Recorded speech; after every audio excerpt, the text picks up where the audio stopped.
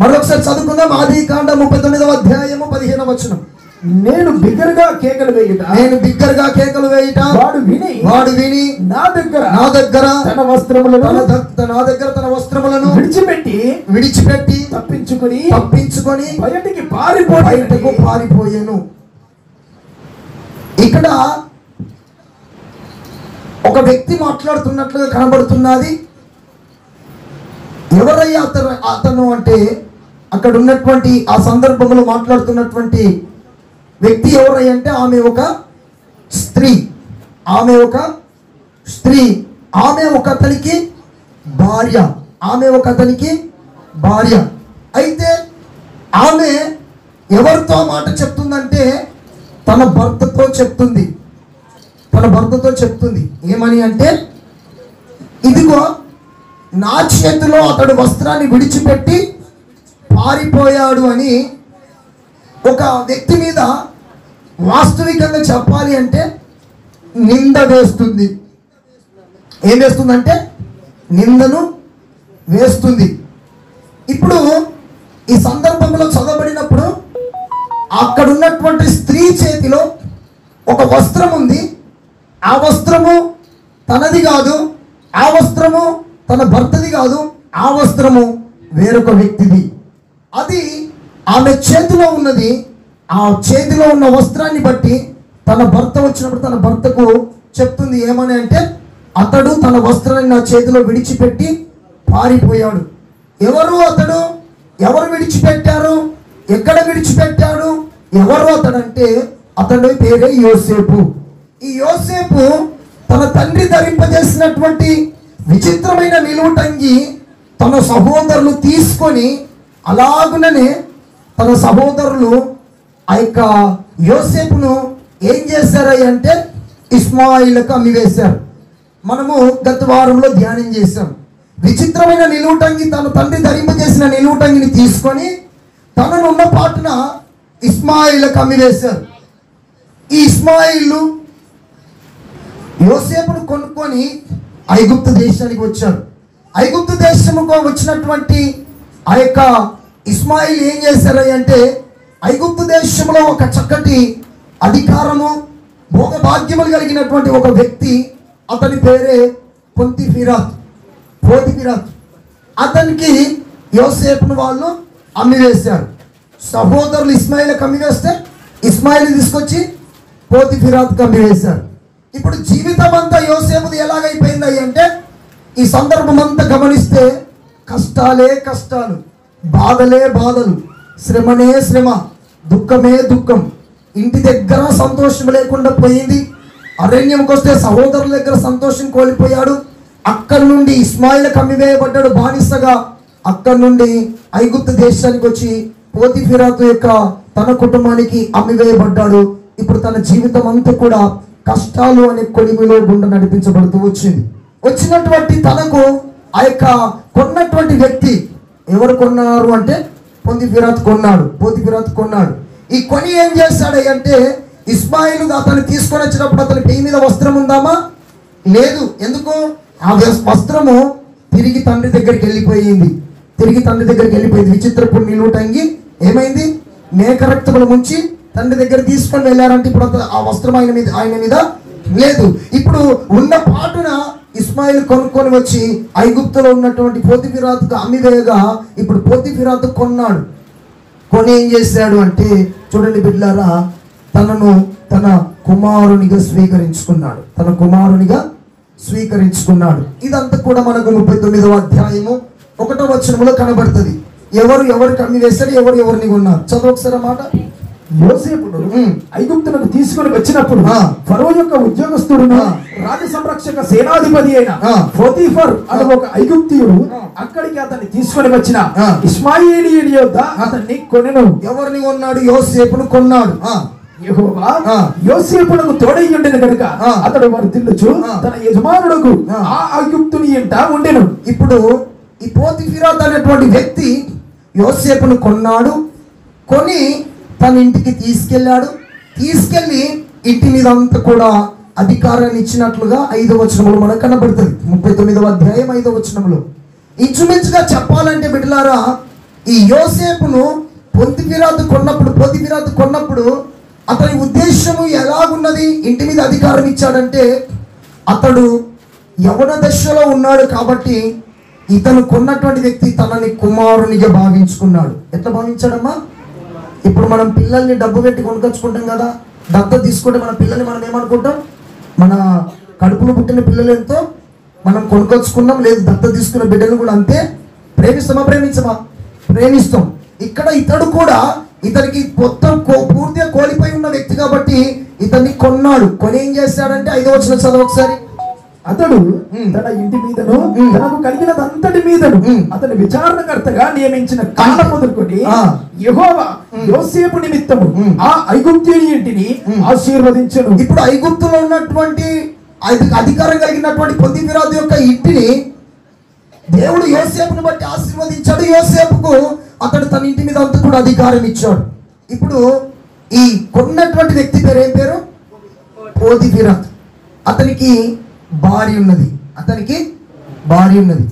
ఈ ఇజ్రాయెల్ దేశం నుంచి కొనబడి వచ్చినటువంటి ఐగుప్తు యొక్క పోతీఫెరాతు యొక్క ఇంటిలోనికి వచ్చినటువంటి యవనస్తునిగా ఉన్నటువంటి ఆ యొక్క యోసేపు మీద ఈ కొన్న వ్యక్తి ఎవరైతే ఉన్నాడో అతని భార్య దృష్టి అతని మీద పడ్డది. ఎవరి మీద అంటే కుమారుని, అంటే ఇంచుమించుగా చెప్పాలంటే దత్త తీసుకున్న వరుసకు కుమారుడు అనుకోండి, ఆ వ్యక్తి మీద పడ్డది కన్ను. చూడండి బిడ్డలారా, ఇక్కడ మనం ఒక ఆత్మీయత నేర్చుకోవచ్చు. ఒకే ఇంటిలో ఇద్దరు, మూడో వ్యక్తి. ఇద్దరు ఎవరై అంటే ఒకరు భార్య, ఒకరు భర్త, ఒక వ్యక్తి కొనబడిన వ్యక్తి. ఇక్కడ చూడండి, భర్తనేమో యోసేపుని ఎట్లా చూస్తున్నాడంటే ఆత్మీయ నేత్రములు కలిగిన వాడై కుటుంబపు అధికారం అంతా కూడా అప్పగించాడు. అంటే తన మనస్సులో తనకు మంచి స్థానాన్ని ఇచ్చాడు. అదే అతని భార్య అదే యోసేపును ఏ పద్ధతితో చూస్తుంది అంటే పాపపు ఆలోచనలతో చూస్తుంది. ఏం ఆలోచనతో చూస్తుందమ్మా? పాపపు ఆలోచనలతో చూస్తుంది. భర్తనేమో మంచి ఆలోచన కలిగిన వ్యక్తి అతని పట్ల దేవుని చిత్తాన్ని గ్రహిస్తూ ఉన్నాడు. అతని భార్యనేమో అదే యవనస్తుని పాపపు చూపుతో చూస్తుంది. కాబట్టి చూడండి బిడ్డలారా, ఇక్కడ మనం నేర్చుకోవాల్సింది మన ఆలోచన, మన విధి విధానాలు, మన మనస్సు, మన చూపు ఏ విధంగా ఉంది అని ఒకసారి ఈ వచనం ద్వారా మనం గమనించుకోవాలి. ఇక్కడ చూడవలసింది, ఇంటిలో అధికారం ఇచ్చాడు, ఇదిగో నా కుమారుడని తీసుకొని వచ్చి అప్పగించాడు. అతడు తన పనుల నిమిత్తం బయటకు వెళ్తే భర్త బయటకు వెళ్ళగానే ఈమె చూపంతా కూడా యవనస్తుని మీదనే పడుతుంది. ఎందుకు యవనస్తుని మీద పడుతుందంటే అతడు మంచి యవనస్తుడు, మంచి బలం కలిగి ఉన్నాడు, మంచిగా అందం కూడా కలిగి ఉన్నాడని బైబిల్లో మనకు కనబడుతుంది. అతడు మంచి సుందరుడై ఉన్నాడని కనబడుతుంది. చదువు ఒకసారి. యోసేపు రూపవంతుడును సుందరుడై ఉంటాడు. ఇప్పుడు ఎట్లున్నాడమ్మా యోసేపు అంటే? భర్త కోమో అతడు ఆత్మీయ సౌందర్యం కలిగిన వ్యక్తి కనబడుతున్నాడు, భార్య కోమో శరీర సంబంధమైనటువంటి అందం కలిగిన వ్యక్తిగా కనబడుతున్నాడు. అతడు సుందరుడై రూపవంతుడై ఉండడాన్ని బట్టి అతని భార్య ఈ యవనస్తుని మీద కన్నేసింది. వేసి అతనితో పాపము చేద్దామన్నట్లుగా అతని దగ్గరికి వెళ్ళి తనను మాటి మాటికి బలవంతం చేస్తూ పాపము కొరకు తనను ప్రేరేపిస్తూ ఉన్నది. అయితే చూడండి బిడ్డలరా, ఈ యోసేపు ముసలోడు కాదు, ఈ యోసేపు పిల్లగాడు కాదు, ఈ యోసేపు మంచి యవన బలం కలిగినటువంటి వ్యక్తి. ఎలాంటి రక్తం అంటే ఉడుకు రక్తం. ఏ రక్తం అమ్మా? ఉడుకు రక్తం. ఉడుకు రక్తంలో ఉన్నటువంటి యోసేపు దగ్గరికి ఆ ఇంటిలో ఉన్నటువంటి తన యజమానురాలు తన దగ్గరికి వచ్చి పాపం చేయాలని మాటి మాటికి ప్రేరేపిస్తున్నప్పటికీ యోసేపు ఒకే ఒక ఆలోచన కలిగిన వ్యక్తి. ఏంటిదయ్య అంటే మొదటి బాల్యంలోనే దేవుడి దర్శనం పొందిన వ్యక్తి కాబట్టి ఆ స్త్రీ ఎంత వచ్చి పాపము ప్రేరేపించిన పాపం వైపు మాత్రం మళ్ళలేదు, పాపం వైపు మాత్రం తిరగలేదండి. ఆ స్త్రీ వచ్చి పాపము చేయాలని మాటి మాటికి ఇంటిలోనే ఉన్నాడు కాబట్టి భర్త బయటకు వెళ్ళగానే వచ్చి ఆమెతో పాపం చేయాలన్నట్లుగా అతన్ని ప్రేరేపిస్తూ ఉన్నది. అయినప్పటికీ కూడా అతడు సస్యమీర ఒప్పుకుంటలేడు. చూడండి బిడ్డలారా, ఇక్కడ మనం ఇంకొక నేర్చుకోవాలి. అతడు యవనస్తుడు. నేను ముందుగా చెప్పిన అతడు ముసలోడు కాదు, పిల్లాడు కాదు, యవనస్తుడు. యవనస్తులు ఎక్కడ ఉడుకు రక్తం ఉంటుంది. ఇప్పుడు యోసేపు దగ్గరికే పాపం వచ్చింది. పాపం దగ్గరికి యోసేపు వెళ్ళలేదు. ఈ రోజుల్లో ఎలాగున్నదంటే పాపము దగ్గరికి యవనస్తులు పరిగెత్తి పాడైపోతున్నారు. కానీ యోసేపు జీవితం గమనిస్తే యోసేపు దగ్గరికే పాపం వచ్చింది. అంటే పాపము తనని పడగొట్టాలని యోసేపు దగ్గరికి వచ్చి యోసేపును కదిలిస్తుంది. యోసేపు పడిపోతాడా? యోసేపును ఆలన చేస్తే పడిపోతాడా? యోసేపును చిరునవ్వునని పడగొట్టాలన్నట్టుగా మెలికలు తిరుగుతుంది యోసేపు దగ్గరికి వచ్చి. ఆ పాపాత్మురాలైనటువంటి భయంకరమైన పాపపు ఆలోచన కలిగినటువంటి ఆ స్త్రీ అయినప్పటికీ కూడా ఆమె ఎన్ని మెలికలు తిరిగినా, ఎన్ని సైగలు చేసినా, ఎంత నవ్వినా, ఎంత లాలన చేసినా, ఎంత పాలన చేసినా, ఏమేమో పిచ్చి పిచ్చి కథలన్నీ చేసినా యోసేపు మాత్రము ఆమె విషయంలో తన భక్తిని కాపాడుకుంటూ ఆ పాపానికి మాటికి దూరంగా పారిపోతూ ఉన్నాడు. నీవు కూడా ఈ లోకంలో బ్రతుకుతున్నప్పుడు ఇలాంటి అనుభవాలు ఒకవేళ నీ ముందుకు వచ్చి నీకు తెలియకుండా నిన్ను ఒకవేళ పాపములు పడగొట్టేటువంటి వ్యక్తులు నీ జీవితంలో ఎవరైనా ఎదురు పడితే, ఈ లోకంలో ఆకర్షితమైనటువంటి మనసు కలిగిన వ్యక్తివై పాపం వైపు ఎంత మాత్రం మళ్లించబడకూడదు బిడ్డారా. చూడండి, ఒక భర్త భార్యకు బద్ధుడై ఉండాలి, భార్య భర్తకు బద్ధురాలై ఉండాలి. అంతేకాని నా భర్త అంతేటో ఉంటాడు, అందం మంచి లేదు, అందము మంచి లేదు, అతడు చూడు ఎంత ఎర్ర బుర్రగా ఉన్నాడు అని పాపపు ఆలోచనలు పెట్టుకోకు, పతనమైపోతావు. భర్తలు కూడా నా భార్య అంతా పెళ్లి చేసుకున్నప్పుడు బాగుండే, ఇప్పుడు అంతా ఎట్లయినా అయిపోయింది, పిల్లలు పుట్టినాక అట్లా కాకుండా ఎట్లయితారని ఆయన ఇంకా మెరవాలన అని ఎవరైనా మెలికలు తిరిగేలో చూసుకోడు, ఇకిలిచ్చుడు పెట్టినాం అనుకో పతనం అయిపోతావు. కాబట్టి బిడ్డారా, ఇక్కడ ఈ వచనాన్ని బట్టి మనం జాగ్రత్త గమనించవలసింది, పాపము మన ఎదుటగానే ఉన్నది. లోకం ఎట్లా ఆకర్షిస్తున్నది? చూడ స్త్రీ, ఆమెకి ఏం లేదు. ఒక భర్త పెళ్లి చేశారు, యవనస్తురాలు, ఆమె చదువుకుంటానన్నది. ఈ భర్త కష్టపడి పని చేస్తున్నాడు, ఇద్దరు బీదవాళ్ళే. భార్య కొడుకు ఎంతో కష్టపడి పని చేసుకుంటూ ఆమె చదివిపిస్తూ ఉన్నాడు. ఇద్దరు చదువుకుంటా ఉన్నారు, ఈయన చదువుకుంటాడు, ఆమె చదువుకుంటుంది. ఇతడు పాల ప్యాకెట్లు అమ్ముతుండు, కిరాణా షాప్లో పని చేస్తుండు, బస్తాలు మోస్తుండు, అన్ని పనులన్నీ చేసుకుంటా కష్టమంతా చేసుకుంటా భార్యను చక్కగా పువ్వులలో పెట్టి చూసుకుంటా చదివిపిస్తా ఉన్నాడు. ఎందుకయ్యా అంటే ఆమెకు మంచి ఉద్యోగం కావాలని. అలా చదివించాడు. ఆమె ఎగ్జామ్స్ రాసింది, మంచి ఉద్యోగం కూడా సంపాదించింది. చూడండి పిల్లలు, సంపాదించినాక ట్రాన్స్ఫర్ అయిపోయింది, పలాని ఊరుకు అయ్యా నేను నాకు ఉద్యోగం వచ్చింది, మంచి ఉద్యోగం, ఆ పేరు ఎందుకు కానీ మంచి ఉన్నతమైన ఉద్యోగం, మామూలు ఉద్యోగం కాదు, ఒక జిల్లాను పరిపాలించగలిగినటువంటి మంచి ఉద్యోగం కలిగిన స్థితిలోనికి ఆమె వెళ్ళిపోయింది. ట్రాన్స్ఫర్ అయిపోయి అక్కడికి వెళ్ళింది. భర్త ఇంకా సరేలే ఇప్పుడే కొత్తగా ఉద్యోగం వచ్చింది కదా అన్నట్లుగా ఆయన ఇంటికాడ ఉండి ఆమెని చదివించినందుకు కాయ కష్టం చేశాడు, చెమటోడ్చాడు, బస్తలు మోసాడు, అలాగున ఇంకా పాల ప్యాకెట్లు అన్నాడు, ఎన్నో కష్టం చేశాడు, పేపర్ వేశాడు, కష్టపడి రూపాయి పోగు చేసి భార్య చదివిస్తే ఉద్యోగం వచ్చిన తర్వాత ఏం చేసిందయ్యా అంటే ఆ ఉద్యోగానికి వెళ్ళి అక్కడనే భర్త తెలియకుండా వేరొక వ్యక్తితో పాపములో పడిపోయిన తర్వాత భార్య ప్రవర్తనలో మార్పులు చేర్పులు గమనించి ఇతడు, అమ్మా ఏంటమ్మా నువ్వు ఇలా ప్రవర్తిస్తున్నావు, మరి మన వివాహము అయినప్పుడు ఉన్నట్లుగా లేవేంటమ్మా అంటే నువ్వు అవసరం లేదంటుంది. ఇక ఏమంటుంది బిడ్డరా, నువ్వు అవసరం లేదు, ఎందుకు సెటిల్ అయిపోయింది, నీకు ఉద్యోగం వచ్చింది, ఆ ఉద్యోగం నాకు ఎవరు తీసేయలేరు, నువ్వు నాకు అవసరం లేదు అని పోరాటాలు చేసి అతని మీద పోలీస్ కేసులు పెట్టి కోర్టుకు తీసుకెళ్లి మొత్తం ఇదైతే తన నుంచి విడాకులు తీసుకొని ఒంటరి జీవితం ఆ పాపములు పడిపోయి అలాగున పరిగెత్తింది. ఈ రోజుల్లో ఇలాంటి కార్యాలు జరుగుతూ ఉన్నాయి. ఈ వచనాన్ని బట్టి నువ్వు గమనించుకోవాలి. లోకములో పాడు చేసేవారు, పతనం చేసేవారు, కుటుంబాన్ని పాడు చేసే వ్యక్తులు బయలుదేరుతూ ఉన్నారు. ఎవరిని పడితే వాళ్ళని చూసి మోహపు చూపు, పాపపు చూపులో పడిపోయి అతడైతే బాగుంటాడు కావచ్చు, ఆమె అయితే బాగుంటుంది కావచ్చు, నా భార్య ఇట్టున్నది, నా భర్త అట్టున్నాడు, ఏదైతే అర్థం చేసుకోవాలి అతనికైతే జ్ఞానం ఉన్నది, ఏం అర్థం చేసుకోవాలి ఆమెకైతే మంచి జ్ఞానం ఉన్నది, అయ్యో నా భార్య ఈ కలర్ ఉంది, ఆమె అయితే ఆ కలర్ ఉంది, నా భర్త అయితే ఇలాగున్నాడు, ఆయన అయితే అలాగున్నాడు అన్నట్లుగా ఒకవేళ మోహపు చూపు, పాపపు చూపుతో ఒకవేళ ఈ లోకంలో ఏదైనా ఆశలో పడిపోతే జీవితం అంతా పతనమైపోతుంది. అది చివరికి నరకానికి దారి తీసుకెళ్తుంది. కాబట్టి ఎప్పుడు కూడా ఈ లోకములో నీవు ఏదైనా సంతోషించాలంటే నీ భర్తతోనే, నువ్వు సంతోషించాలంటే భార్యతోనే. భార్య భర్తకు భద్రాలు, భార్య భర్తకు భద్రాలు ఉండాలంతే. వేరొక పురుషుని పాపపు చూపుతో అసలు చూడకూడదు, వేరొక స్త్రీని పాపపు చూపుతో అసలు చూడకూడదు. ఇక్కడ యోసేపు మీద ఆమెకు ఎప్పుడు పాపపు చూపే. వాస్తవికంగా అతడు కుమారుని వరుస, ఏ వరుసమ్మా? కొడుకు వరుస. వాస్తవం చెప్పాలంటే కొనుక్కొని వచ్చారు కాబట్టి కొడుకు అన్నట్టే, దత్తత తీసుకున్నారు కాబట్టి. కానీ ఆమె మనసు ఎట్టుందంటే పాపం వైపే చూపుతుంది ఎప్పుడు. ఆ సందర్భంలో ఏం జరిగిందంటే ఇక్కడ మనం గమనించినట్లయితే అతని దగ్గరికి వచ్చి మాటికి ఆమె పాపాన్ని ప్రేరేపించినప్పుడు యోసేపు ఒక మాట అంటాడు. చదవండి 39:9 చదవండి. 39:9 చదవండి. నీవు అతని భార్యమైనందున నిన్ను తప్ప మరి దేనిని నాకు అప్పగింపగా ఉండలేదు. కాబట్టి నేనెట్లు ఇంత ఘోరమైన దుష్కార్యములు చేసి దేవునికి విరోధముగా పాపం కట్టుకొందునని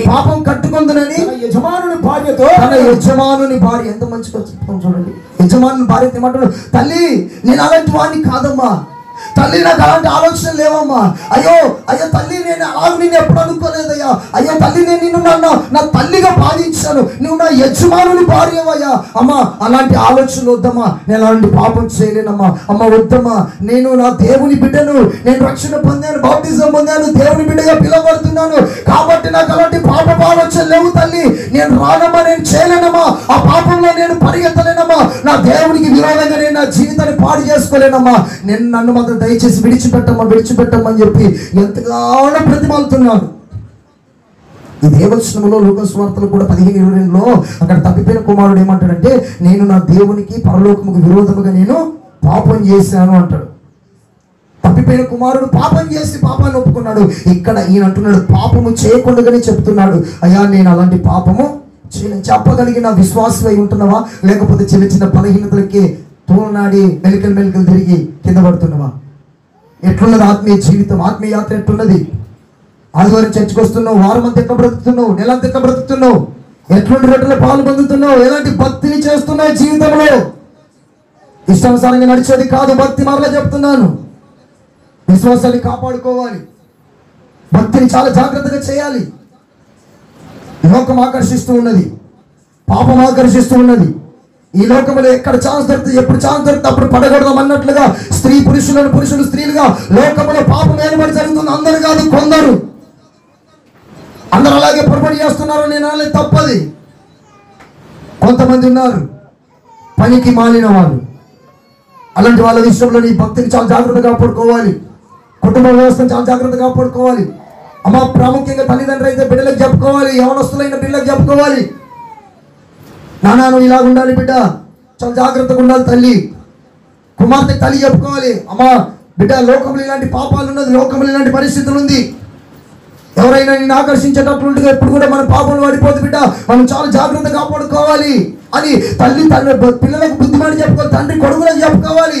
చెప్పే రోజులే ఇవి, ఏం కాదు అన్నట్టుగా నిర్లక్ష్యంగా వదిలేస్తే రాబోతున్న రోజులు ఇంకా భయంకరంగా మారబోతున్నాయి. పాపం పెరిగిపోతుంది, విస్తరిస్తుంది, అశ్లీలత విస్తరిస్తుంది. ప్రజల్లో అసలు ఏమాత్రం కూడా కొంచెమైనా జ్ఞానం లేని బ్రతుకులు బ్రతుకుతున్నాడు. ఎక్కడ చూసినా అవిధేయతతో కూడుకున్న కార్యాలు కనబడుతున్నాయి. నేటి సినీ బిల్డింగ్ వ్యవస్థ కూడా భయంకరమైన అశ్లీలతతో బయలుదేరింది. కాబట్టి టీవీ ప్రోగ్రామ్స్ ఏమి, సినిమా ప్రోగ్రామ్స్ ఏమి, సినిమాలేమి, ఎక్కడ చూసిన అశ్లీలతనే, భయంకరమైన పాపం, సెల్ ఫోన్లో పాపమే. యూట్యూబ్ ఆన్ చేస్తావా, ఫేస్బుక్ ఆన్ చేస్తావా, ఇన్స్టాగ్రామ్ ఆన్ చేస్తావా, ఏది ఓపెన్ చేసిన పాపమే ఆకర్షించేది. ఒక భర్త భార్యను పెళ్లి చేసుకుంటే సావడమో బతకడం అంతే. సత్తనే భార్యను విడిచిపెట్టాలి, భార్య కూడా సత్తనే భర్తను విడిచిపెట్టాలి, అట్లా ఉండాలి బతుకు. అర్థమైందా?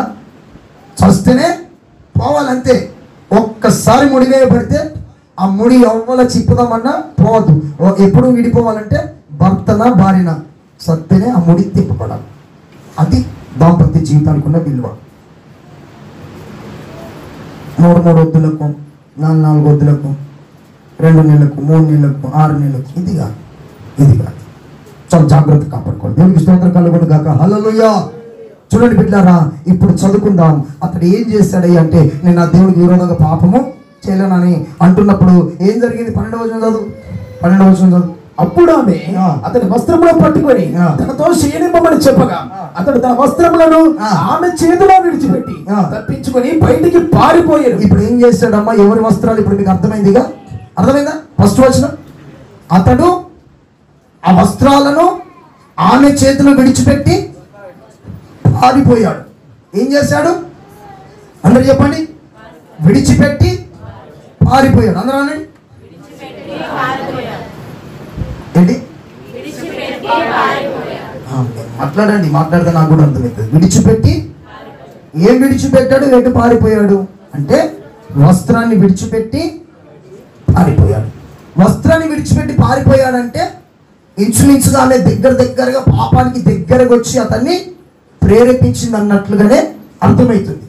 వస్త్రాన్నే విడిచిపెట్టాడంటే అవసరమైతే ఈ కుటుంబము, ఈ వ్యక్తి, పరిస్థితి నాకు అవసరం లేదు, కానీ నా భక్తిని మాత్రం పాడు చేసుకునని ఉన్న పాటున వాటిని విడిచిపెట్టి పారిపోయాడు. చూడండి, హెబ్రీయులకు రాసిన పత్రిక 12:2 ఉంటుంది, సులువుగా చిక్కులు పెట్టు పాపమును మీరు విడిచిపెట్టాలి. విశ్వాసమును కర్తయ్య దాన్ని కొనసాగించేవాడునైనా యేసు వైపు చూస్తూ సులువుగా చిక్కులు పెట్టు పాపమును మీరు విడిచిపెట్టి పారిపోండి అని ఉంటుంది. ఉన్నది అక్కడ. మనము కూడా ప్రతి భారమును సులువుగా చిక్కుల పెట్టు పాపమును విడిచిపెట్టాలి. విశ్వాసముల కర్తయు దానిని కొనసాగించువాడునైనా యేసు వైపు చూచుచు పరిగెత్తాలి. ఇప్పుడు ఏం చేయాలి? సులువుగా చిక్కులు పెట్టే పాపాన్ని విడిచిపెట్టాలి. విడిచిపెడుతున్నావా? నువ్వు మంచిగానే ఉంటావు, నీ దారి నువ్వే ఉంటావు, నీ కుటుంబం నీ దగ్గర ఉంటుంది, పాపం నీ దగ్గరకు వస్తుంది. హలో హలో హలో అంటే 4 సార్లు హలో అన్నప్పుడు ఒకసారి హలో అందామని హలో అన్నాం అనుకో, అర్థమైపోతుంది. అర్థమైందా పిల్లరా? ఇప్పుడు మాటికి పాపం ఏం చేస్తుందంటే హలో బాగున్నారా, హలో హలో అని 10 సార్లు పెట్టింది అనుకో, 10 సార్లు అవుతుంది ఒకసారి వెళ్ళి చేద్దామన్నట్టు హలో అన్నాం అనుకో, కథ జీవితం అంతా ఏమవుతుంది? స్మాష్ అయిపోతుంది. పాపం మన దగ్గరికి వస్తే ఏం చేయాలి? యోసేపు ఏం చేశాడు? అమ్మా విడిచిపెట్టి పారిపోయాడు. చూడండి, ఆ అపొస్తలుడైన పౌలు గారు తిమోథీయులకు రాసినటువంటి 2వ పత్రిక 2వ అధ్యాయం 22వ వచనంలో ఒక మాట ఉంటుంది అక్కడ చక్కగా, ఓ యవనుడా నీ యవనచ్చులను విడిచిపెట్టి పారిపో అంటుంది అక్కడ. చదువు ఒకసారి. నీవు యవనచ్చుల నుండి పారిపొమ్ము.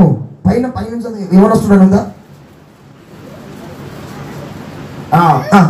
ఎవడైనా వీటిలో చేరక తను తాను పవిత్రపరచుకొనిన ఎడల వాడు పరిశుద్ధపరచబడి యజమానుడు వాడుకొనుటకును అర్హమైన ప్రతి సత్కార్యమునకు సిద్ధపరచబడి ఘనత నిమిత్తమైన పాత్ర ఏ ఉండును. నీవు యవనెచ్చల నుండి పారిపో. ఏ హెచ్చల నుండి పారిపోవాలి? అమ్మ యవనస్తులకు ఏముంటాయి? యవనెచ్చలు ఉంటాయి, ఆశలు, కోరికలు, ఆకర్షించేటి.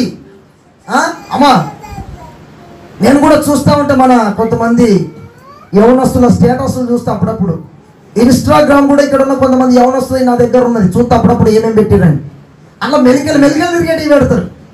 నీకు ఎందుకురా బాబు ఆ మెలికలు తిరిగేటి? ఎందుకు ఆ మెలికలు తిరిగేటి? మెలికలు తిరిగేటి ఎందుకు అవసరం మనకు? అప్పుడప్పుడు నేను ఇంట్లో కొంతమంది అంటే ఒక 2-3 నాకు ఎక్కువ ఫాలోవర్స్ ఏమి ఉంటారు కానీ గమనిస్తా అప్పుడప్పుడు అన్నట్టు అన్ని మెలికలు తిరిగేటి ఉంటాయి. అరే ఏంటి మెలికలు తిరిగేటి అమ్మ అర్థమవుతుంది? క్రైస్తవ బిడ్డల భక్తి ఇదేనా? ఏమన్నా బైబిల్ ఏం చెప్తుంది? ఓ యవనస్తుడా యవనెచ్చల నుండి పారిపోవడం ఎక్కడిది? అవిటప్పుడు పరిగెత్తుడు. ఓ పాపమా ఎక్కడున్నా అత్తున ఆగు. హలో పాపమా కమ్ బురదలకు దిగు, గుంటలకు దిగు, అగ్గిల కాలు పెట్టు, కాలుతున్న కాలు బురదలో కాలు పెట్టు, బురద అంటుంది అంటుందా? పోయి మోరిలో కాలు పెట్టు, మోరిలో ఉన్న బురద అంత అంటాను. వాక్యంలో ఏముందో తెలుసా? కడగబడిన పంది బురదలో దొరిలినట్లు అని ఉంటుంది. ఇంక ప్రకటన గ్రంథంలో ఏముంటుంది తెలుసా? కుక్క తన వాంతికి తిరిగినట్లు.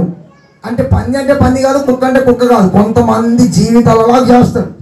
ఎన్ని వాక్యాలు విన్నా అమ్మా అర్థమవుతుందా? ఒక్కసారి ఇక్కడ విని బయటకు పోయి అదే మన ఏంటది కుక్కను మంచిగా తీసుకెళ్ళి సబ్బు పెట్టి మొత్తం శుభ్రంగా కడిగి ఇక్కడ ఉండే కుక్కని మనం ఇట్లుంటే ఆ కుక్క ఏం చేస్తాం ఒకసారి అమ్మా ఒక్కసారి ఇట్లా అంటే అదంతా కూడా వచ్చి మన మొక్క మీద పడ్డట్టుగా. కొంతమంది ఎన్ని వాక్యాలు విన్నా ఫాస్ట్ గారు చెప్తారు. గంత భక్తి మనం కూడా చేసేది మన కామన్. ఆదివారం చచ్చిపోడు బైబిల్ పట్టుకుండే ప్రార్థన ప్రార్థించండి ఇంటి మీద చెయ్యి చేసేసి ఎడుకొద్దు చూడు ఒకసారి. యవ్వనస్తులు ఏం కావాలమ్మా? పాపాన్ని ఏం చేయాలి? విడిచిపెట్టి భక్తిని ధరించుకోవాలి. మన ప్రార్థనలో, మన భక్తిలో, మన మాటలో, మన నడుడికలో, మన వ్యక్తిత్వంలో ఏం కనబడాలమ్మా? పరిశుద్ధత కనబడాలి. పాపాన్ని విడిచిపెట్టి పారిపోయే యవ్వనస్తుడా, ఈ రోజు నుండి వాక్యం దేవునితో సూటిగా మాట్లాడుతూ ఉండగా వాక్యానికి అప్పగించుకొని పాపమికి ఎన్నడూ కూడా నిన్ను పతనము చేయకుండానట్లుగా పాపం అనే వస్త్రాన్ని విడిచిపెట్టి పారిపో. జీవితాన్ని మార్చుకోయికనైనా వస్త్రాన్ని విడిచిపెట్టి పారిపోయాడు. ఏం చేశాడమ్మా? పోతే వస్త్రం పోయింది, జీవితం అయితే కాపాడబడ్డది. పోతే అంగిపోయింది కానీ జీవితం అయితే కాపాడబడ్డది. అలా వచ్చి పాపం అంటే తిరగలే ఆయనకు ఒక భయం. ఏం భయం? యోసేపు కంటే దేవుడు చూస్తుండు, దేవుడు నన్ను గమనిస్తుండు. పరలోకం నుంచి ఆయన కన్నులు అన్నీ చూస్తున్నాయి. ఈ స్త్రీ నన్ను లాలన చేస్తుంది, పడిపోవద్దు. యేసయ్య నన్నే చూస్తున్నాడు సూటిగా. పాస్టర్ చూస్తలేడు, తల్లిదండ్రులు చూస్తలేడు, బంధువులు చూస్తలేడు, భార్య చూస్తలేడు, భర్త చూస్తలేడు, కానీ యేసయ్య నన్నే చూస్తుండు. నాకెవరు లేకుండా సరే దేవుడు నన్ను ఎప్పుడు గమనిస్తుండు. కాబట్టి నేను ఈ పాపం ఎలా చేయగలను ఎదుట ఆయన పాపాన్ని వదిలేసుకొని పరిగెత్తుతా ఉన్నాడు. పరిగెత్తి ఇంటిలో నుండి పారిపోయి ఒక వీధిలో కూర్చున్నాడమ్మా. అప్పుడు భర్త వచ్చాడు ఇంట్లోకు. భర్త రాగానే ఇతడు ధరించుకున్న వస్త్రము ఆమె చేతిలో ఉండగానే భర్తకు డౌట్ వస్తుందా? రాదా? భర్తకు తెలుసు ఏంటిది, ఇది యోసేపు వస్త్రము అని. ఈ వస్త్రం ఎవరిచ్చానంటే పొతిఫిరాతే ఇచ్చాడు. ఈ వస్త్రం పొతిఫిరాతు వస్త్రం. యాకోబు ఇచ్చిన విచిత్రపు నిలువుటంగి యోసేపు జీవితంలో పోయింది. పొతిఫిరాతు ఇచ్చినటువంటి వస్త్రము కూడా తన ఇంటిలోనే వదిలేసి యోసేపు పారిపోయాడు. పాపాన్ని విడిచిపెట్టి పారిపోయాడు. ఈ వస్త్రం పొతిఫిరాతు వస్త్రం. ఇది ఆ వస్త్రాన్ని చూసి అంటున్నారు, ఈ వస్త్రం యోసేపుది కదా అని అనగా ముందుకే భార్య వెంటనే, ఈ మాట నేను నచ్చడం రాదు కానీ కొంతమంది నంగనాసి ఏడుపులు ఏడుతారు. అమ్మ ఏం ఏడిపేది? నంగనాసి ఏడుపాట. ఏమైంది? ఇలాంటి తప్పు చేసింది అంతవల్లమ్మా ఈమె పాపం అంత ఒళ్ళ మీద పెడుతుంది యోసేపు మీద. యోసేపు పాపం వాస్తవికంగా పాపం చేశాడా? చేయలేదు. ఇప్పుడు యోసేపు మీద నిందేస్తే వెంటనే అన్నాడు, తీసుకురాపోరా యోసేపు పట్టుకొచ్చి నిలబెట్టారు. వెంటనే చెరసాల నుంచి పిలిపించారు. పోలీసు వాళ్ళు వచ్చారు, యోసేపును తీసుకెళ్లి చెరసాల్లో వేశారు. ఇది పాపం అనే వస్త్రాన్ని యోసేపు వదిలేసి పారిపోయాడు. నీ జీవితంలో కూడా పొతిఫిరాతు అనే పాపం అనే వస్త్రము ఒకవేళ నువ్వు ధరించుకుంటే ఈ లోకములో నిన్ను ప్రేరేపించి నిన్ను పతనం చేసే పాపం అనే వస్త్రం నీ జీవితంలో ఉంటే దాన్ని ఇప్పుడే తీసేసుకోకుండా అలాగే దాన్ని పట్టుకొని కొనసాగితే జీవిత పతనం అవుతుంది. లాలనకు పాలనకు అమ్మా ఇలాంటి పరిస్థితులకు అప్పుడు కూడా లొంగకూడదు. జాగ్రత్త కాపాడుకోవాలి భక్తిని. వస్త్రం వదిలేసి పారిపోయాడు, విడిచిపెట్టి పారిపోయాడు. నువ్వు విడిచిపెట్టి పారిపోగలిగిన వ్యక్తిగా ఉన్నవా? ఒక మాట చదవండి, ప్రకటన గ్రంథం 16వ వచనంలో అక్కడ ఒక మాట ఉంటుంది. ఇదిగో నేను దొంగ వలె వచ్చుచున్నాను, తాను దిగంబరుడుగా సంచరించుచున్నందున జనులు తన దిశలను చూస్తారని చెప్పి ఆయన మెలకువగా ఉండి తన వస్త్రమును కాపాడుకొనివాడు ధన్యుడు. తన వస్త్రం కాపాడుకునేవాడు అంటే తన జీవితాన్ని కాపాడుకునేవాడు. వస్త్రం అనగా మన జీవితం. ఎవరి జీవితాన్ని వాళ్ళు కాపాడుకోవాలి. యేసయ్య రాబోతున్నాడు, నిన్ను గమనిస్తున్నాడు. ఆయన మేఘాలుడే రాబోతున్నాడు. ఒక రోజు ఆయన ఎదుట నువ్వు నిలబడవలసిన పరిస్థితి ఉంది. ఈ భూమి శాశ్వతం కాదు, నీ బ్రతుకు శాశ్వతమైనది కాదు. ఎప్పుడు భూమి మీద ఉంటామో, ఎప్పుడు పరలోకంలో చేర్చబడతామో తెలియదు. ఈ మధ్య అగాధంలో బ్రతుకుతున్నాం. కొద్ది రోజులు మాత్రమే యాత్ర చేయించున్నాము. గుర్తుపెట్టుకు, ఎప్పుడైనా 100,000 సంవత్సరాలు బ్రతుకుతా అన్నట్టుగా ఇప్పుడు ఫీల్ కాకు. తన వస్త్రం కాపాడుకుంటున్నావా? వస్త్రం అనే నీ జీవితాన్ని కాపాడుకోవాలి. ఎవరి జీవితాన్ని వాళ్ళే కాపాడుకోవాలి. భర్తను భార్య కాదు, భార్యను భర్త కాదు, ఎవరిని వాళ్ళే కాపాడుకోవాలి. పిల్లలే కాపాడుకోవాలి. ఎంతసేపు ఉంటారండి పిల్లలకు తల్లిదండ్రులు ప్రొటెక్షన్గా? బయటికి వెళ్ళారా పిల్లలు? తల్లిదండ్రులు వెళ్తారు. మనం ఎప్పుడు వాళ్ళు ఏమంటుంటే పోలీసులకు సెక్యూరిటీ ఉండమా? కాదు. ప్రతి పిల్లలు కూడా వాళ్ళ జీవితాన్ని కాపాడుకోవాలి. తల్లిదండ్రికి అవమానం తెచ్చే పిల్లలుగా ఎప్పుడు బ్రతకకూడదు. పిల్లలు మా డాడీ మా మమ్మీ మా మీద ఎంతో ప్రేమ నమ్మకం పెట్టుకున్నారు. వాళ్ళ జీవితాన్ని మేము ఇప్పుడు వాళ్ళ సాక్ష్యం పాడు చేయకూడదు అన్నట్టుగా వాళ్ళు బయటకు వెళ్తే వారి వస్త్రాన్ని వారు కాపాడుకోవాలి, వారి జీవితాన్ని వారి సాక్షిని వారు కాపాడుకోవాలి. లేకుండా అలాగే పరిగెత్తితే నష్టం, కష్టం, పాపం పొంచున్నది, ప్రమాదాలు. అలాగున కాపాడుకునే వ్యక్తి అయి ఉండి దేవుని రాకడకు సిద్ధపడగలిగిన మనస్సు పొందుకొని ఉండాలి. హల్లెలూయా. ఏం జరిగింది చివరిగా 39:19 చదువు. కాబట్టి అతని యజమానుడు ఇట్లా నీ దాసుడు నన్ను చేశానని తన భార్య తనతో చెప్పిన మాటలు వినినప్పుడు కోపంతో మండిపడి, ఎవరికైనా కోపం రాదా? అతన్ని పట్టుకొని రాజు ఖైదులు బంధింపబడు చెరసాలలో వేయించను. ఇప్పుడు ఎక్కడ వేయించాడమ్మా? భర్త పాపం ఇంటికి తెచ్చి ఇంటి మీద అధికారి ఉండి బిడ్డ అని చెప్తే భార్య చేసిన పొరపాటుకు అతడే ఆయన తీసుకెళ్ళి ఎక్కడ పెట్టాడు? చెరసాలలో వెళ్ళాడు. ఇప్పుడు చూడండి, ఇది 3వ ఘట్టం. ఒకటి తండ్రి దగ్గర నిలువుటంగి అనేటువంటి విచిత్రపు నిలువుటంగి యోసేపు జీవితంలో నుండి పోయింది. అక్కడి నుండి ఐగుప్తుకు వచ్చాడు. పోతిఫిరాత్ అనే వస్త్రం తనకి ఇచ్చి అధికారాన్ని ఇచ్చాడు, అది కూడా పోయింది. ఇప్పుడు చివరిగా 3వసారి ఎక్కడికి వెళ్ళాడంటే జైలుకు వెళ్ళాడు. ఎక్కడికి వెళ్ళాడమ్మా?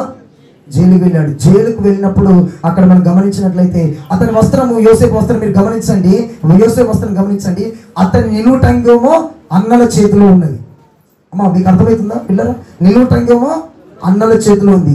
ఇప్పుడు పొంతిఫిరాతు ఇంటిలో తను ధరించిన వస్త్రమేమో ఎవరి చేతిలో ఉంది? పొంతిఫిరాతు భార్య చేతిలో ఉంది. చూడండి, యోసేపు జీవితం యోసేపు చేతులు లేదండి. ఎంతమంది యోసేపు పాడు చేసే వాళ్ళు పరిగెత్తుకొని వస్తున్నారు చూడండి. అట్లా మనల్ని కూడా ఎంతమంది మన ఆత్మీయత దెబ్బతీసే వాళ్ళ లోకంలో